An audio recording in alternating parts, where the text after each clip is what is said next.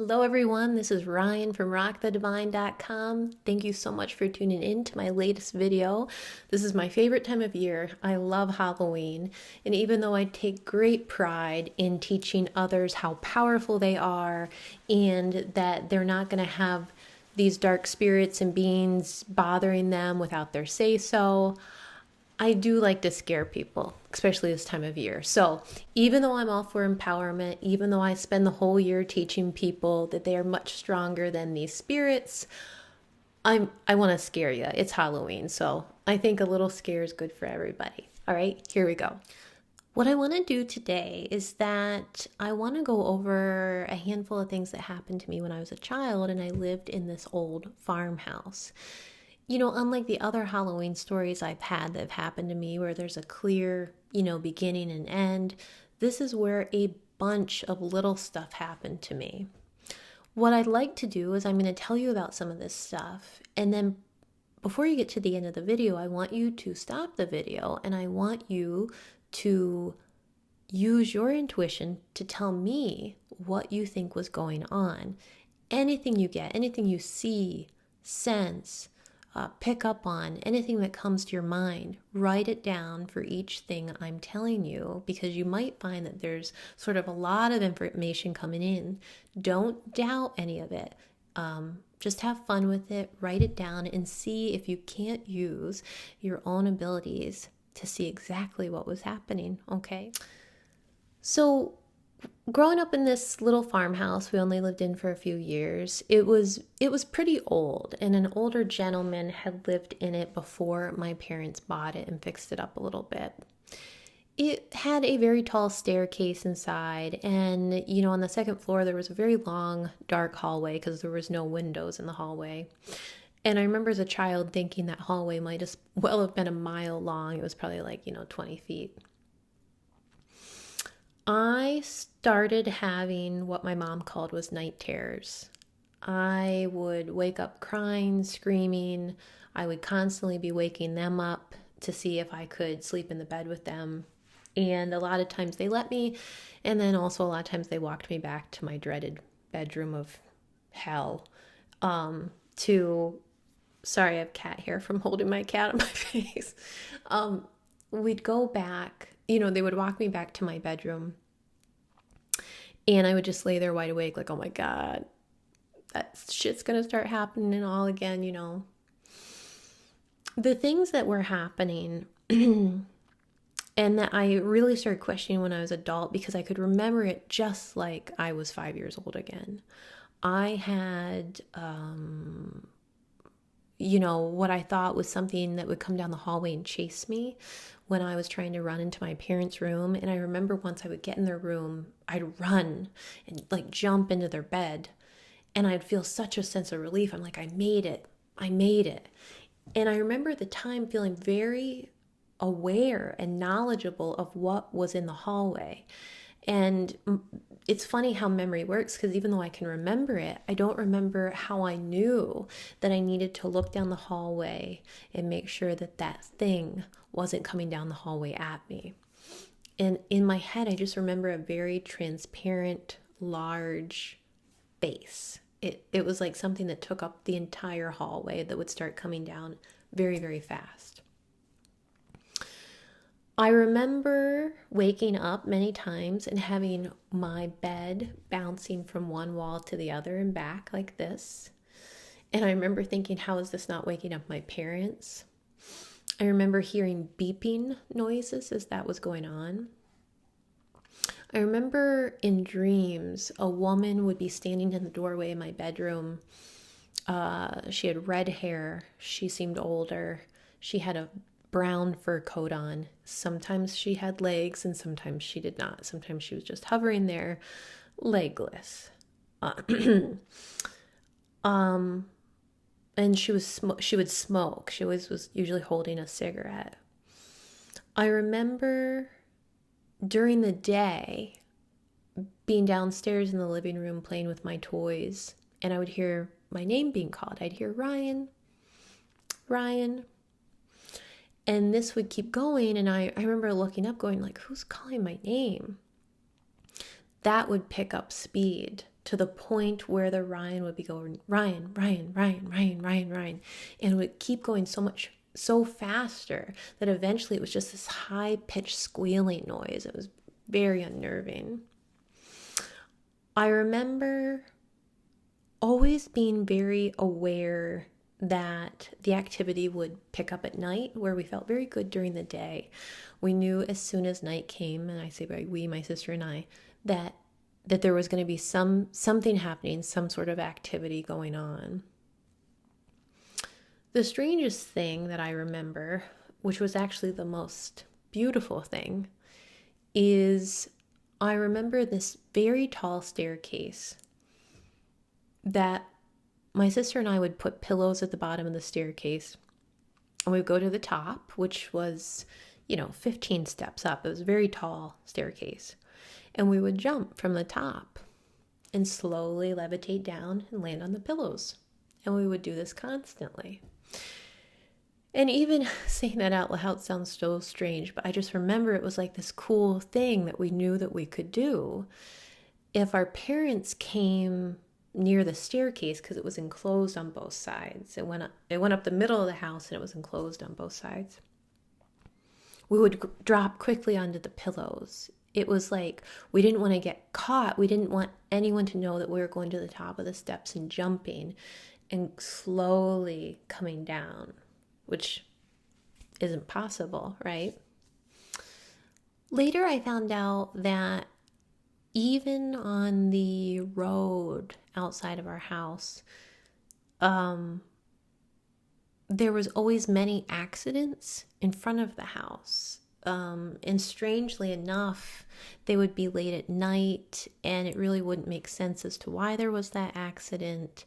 And, for example, there was even a gentleman and his girlfriend that he kept repeatedly driving into a telephone pole outside of our house, trying to kill him and her. So that was the kind of stuff that was going on outside of our house.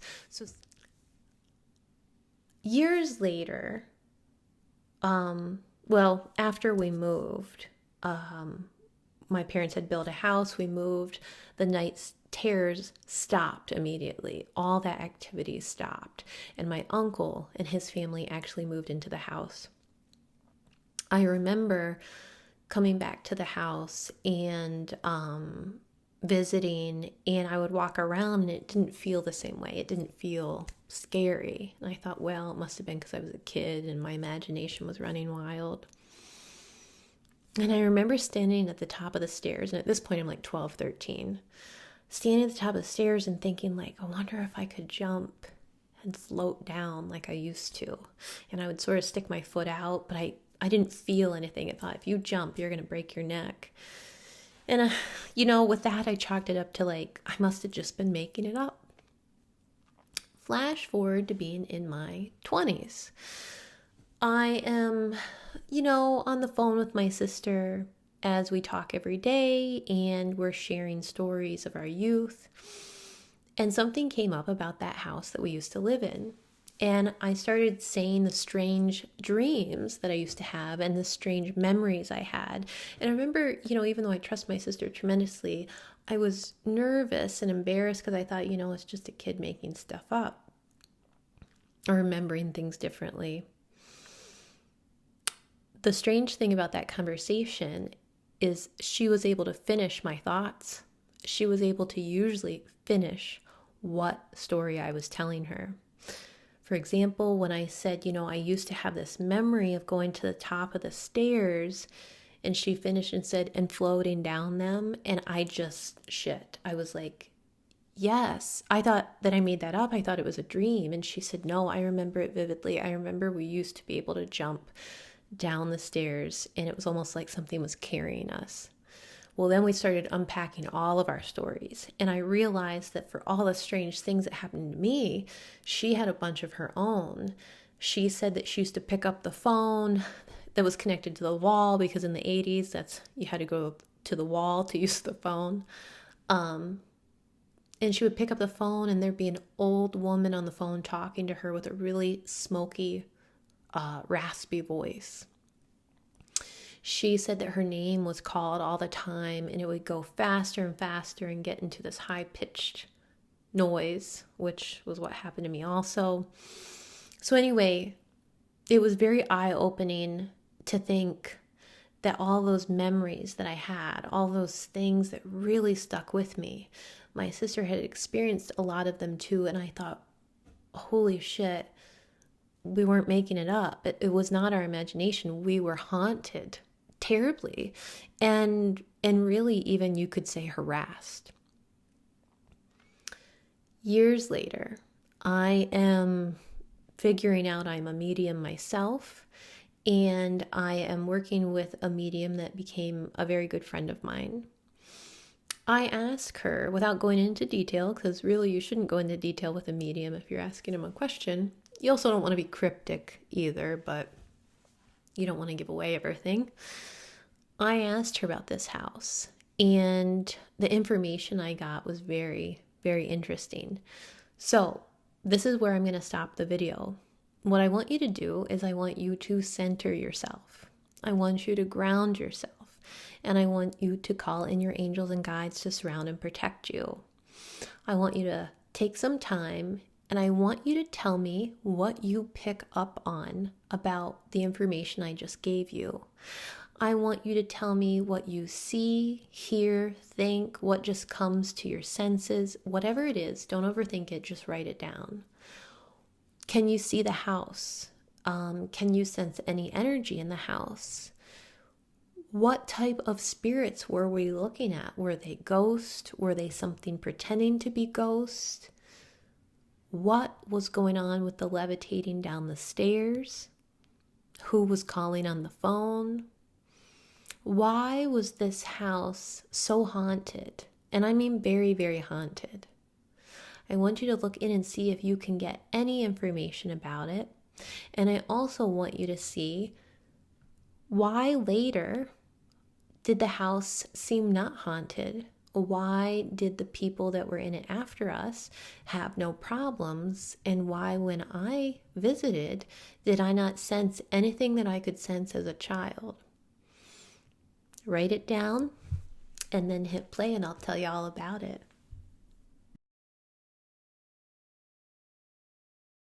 This is what was going on in the house that I'm aware of, and that earlier my medium friend had helped me figure out.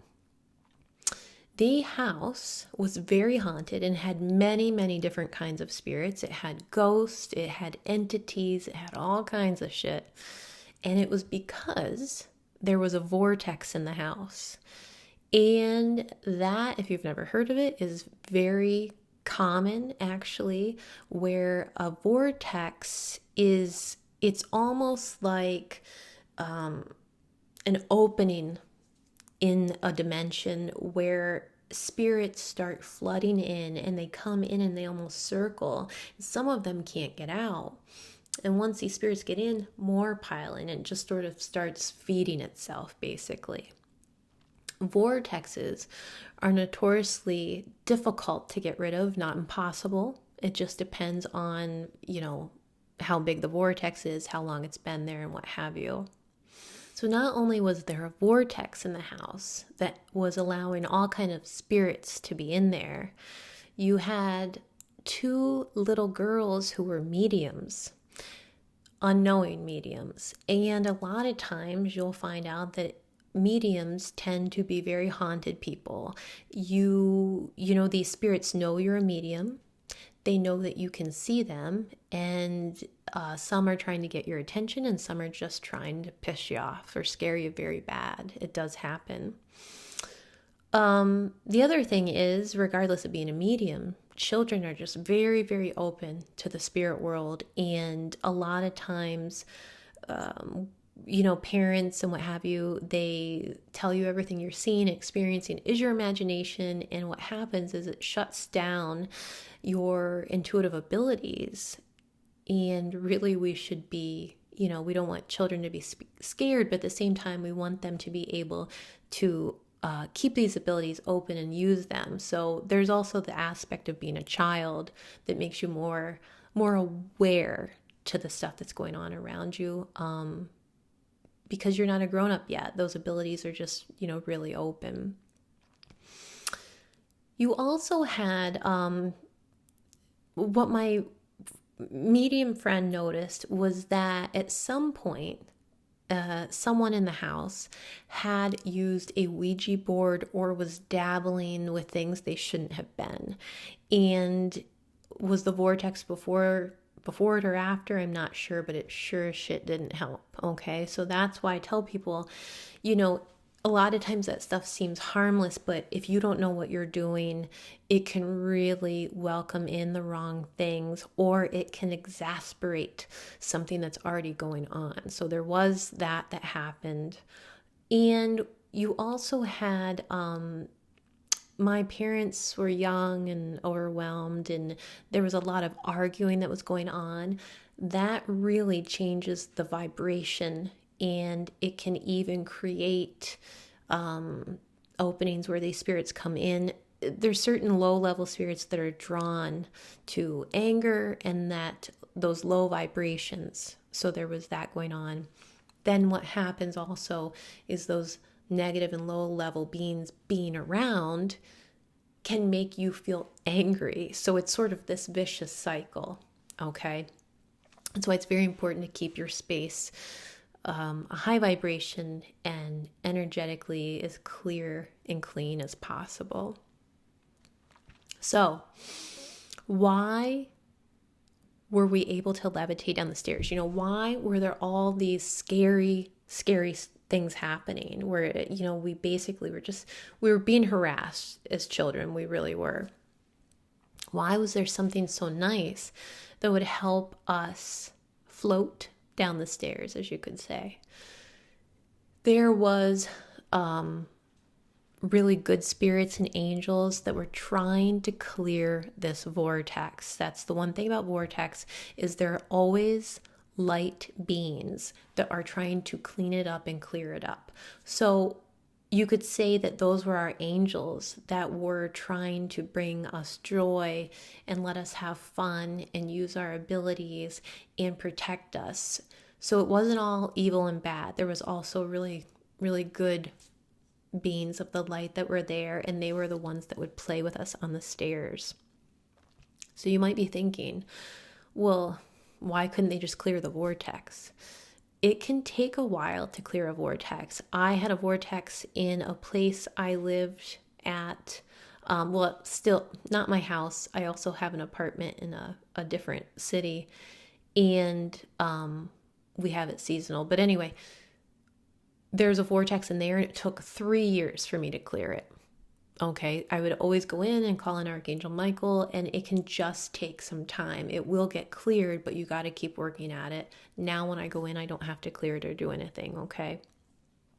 So we had the angels and light beings that were trying to clear the vortex, and they eventually were able to.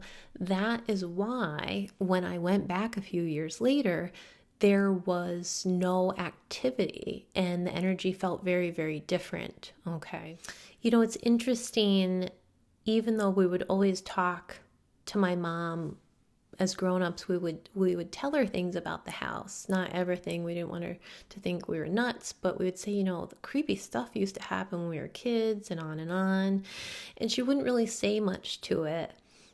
We found out later from some family members that when my father would travel, a lot of times she would make my uncle come stay with her because she was so scared of the house. And even he said he would sleep on the couch and you would hear creaking and it sounded like someone was walking around. There was other family members who never really cared for the house. They also thought it was pretty creepy. And my mom did finally admit that one night on the phone with a friend, it was summertime and she had the windows open, and from outside the window she heard a man laugh very, very deeply and very obviously, and it was loud enough that her friend actually heard it on the phone and asked who it was. My mom freaked out and ran around and slammed all the windows shut. even when we try to get more out of my mom at this point, because I know that, more must have happened, she always just shakes her head and says, I just never liked that house.